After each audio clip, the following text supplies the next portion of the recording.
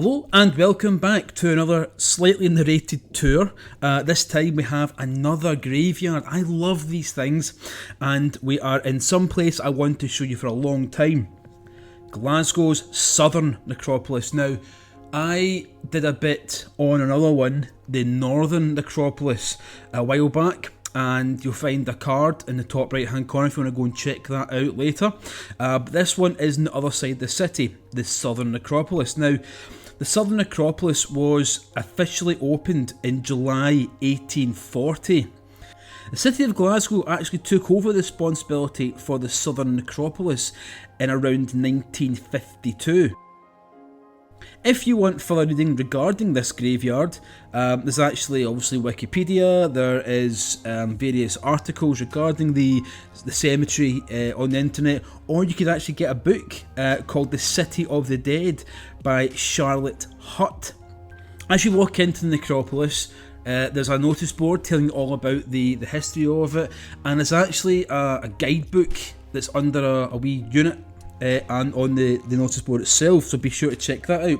What it does give you is a full tour of the necropolis itself, and some of the headstones are actually numbered 1 to about 31, I think it is. You can follow the tour around. It tells you about these people and who they were and what they did, and there's some very important people there. Now, I'm not going to show you all 1 to 31. I picked out a couple, I found some photographs of the people and I put them with their headstones on the video, so you can certainly carry on watching and check out them. But there is lots of different individuals in this graveyard itself. Glasgow was seen at one point as the second city of the empire, and actually evokes the days when the merchants rivaled in Glasgow rivaled that of London, and the wealth generated by its residents. Many of the graves and headstones portray the merchants, the traders, the shipbuilders and architects who helped make the city world famous and what the city was and what the city is now. There are celebrated people in this graveyard. There's musicians, there's actors, there's soldiers, there's ministers, there's businessmen and women, there's people of history, there's all sorts of different people from different backgrounds in this cemetery. And again, as I say, I will take you to some of the gravestones that popped out for me, and you can do a full reading on these people, but it's very, very interesting. One amazing story regarding the Southern Necropolis was actually the tale of the Gorbals Vampire. Now, in the 1950s, actually 23rd of September 1954, the police in Glasgow were called to the Southern Necropolis of a disturbance. Now, PC Alex Deeprose arrived. He was first on scene and he couldn't believe what he saw. Now, hundreds of children were swarming all over the graveyard. Some had crosses and crucifix, some had axes and knives and staves and sticks that were sharpened. And the oldest kids were around 13, 14, 15 years of age. And the youngest, supposedly, was just learning to walk. So we'll be talking maybe 2 years old, 1, 2, 3, something like that. PC Deeprose actually stood back for a moment and watched the children run and scream and shout and search among gravestones, peering behind trees and prowling around the Victorian tombs.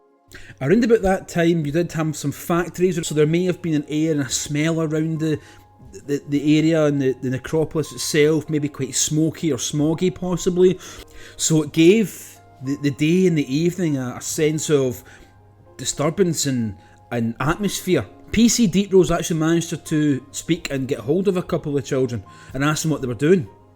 The kids replied they were hunting the Gorbals Vampire, a 7-foot tall monster with long metal fangs.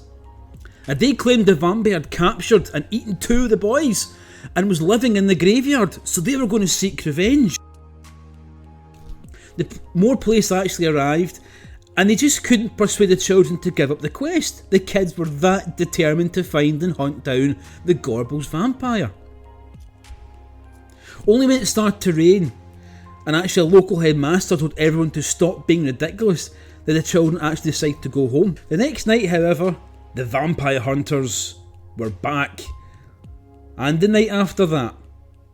And though the numbers did dwindle, they still didn't give up. But the interest in the monster or the vampire always stayed with them.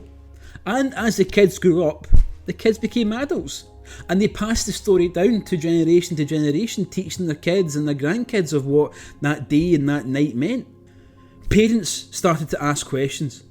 A monster running about eating children or taking children away. Of course parents would ask a question to the police. And the story actually got into national press. Questions were even asked in Parliament at one point. The Gorbals Vampire is that of Glasgow legend. And as some of the kids, now adults, said, it all stemmed from playgrounds and from stories. And the word got out. There was supposedly scenes of bonfires going up, and that was the key for the kids to run in and try and find the vampire, because supposedly he was burning bodies and that kind of thing.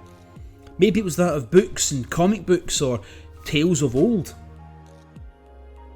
Kids then wanted and yearned for adventure and to explore places and to be part of something bigger. And boy, were they part of something bigger. There's been books, there's been comic books, there's even been plays written about the Gorbals Vampire and staged in various neighbourhoods. And there's even been a mural of the Gorbals Vampire going up not far from the city, and I'll show you a picture here.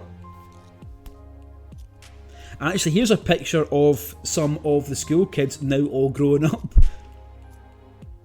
I think it's fantastic, these stories.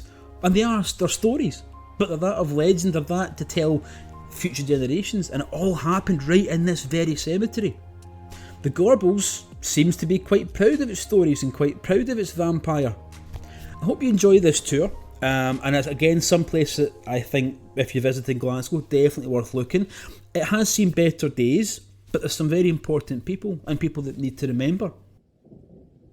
The stories of the 1950s Gorbals Vampire has always intrigued me, and I finally got to go and have a look to see where these kids made a bit of history and made some fun and adventure for themselves. So that kind of concludes my story of the Gorbals Vampire. Stick around for the remaining of the tour of the cemetery, and I hope you enjoy it. It's also worth noting that I also have my Instagram, I have TikTok, I've got Facebook as well, so be sure to check out those guys at the same time.